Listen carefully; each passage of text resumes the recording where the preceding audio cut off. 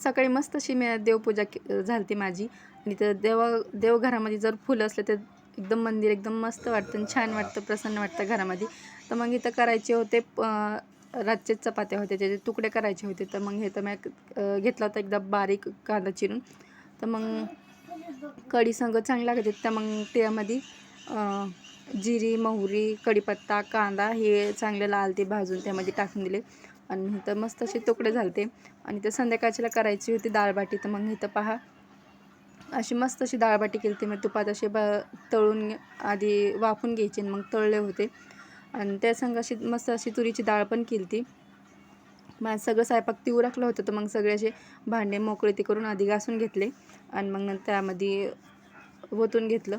तर इथं आणि संध्याकाळच्याला इथे थोडा यशचा पण अभ्यास घ्यायचा होता. तर मग यशचा पण अभ्यास घेतला. आणि इथं पहा सगळं जेवण ती झाले, सगळं माझं काम उरकलं. आणि मग इथं हातरून टाकल्याच्या नंतर हे बघा आमचं छोटा आर्यन एकदम मस्ती करताना असं खेळत होता तेव्हा. तर मग असा आजचा व्हिडिओ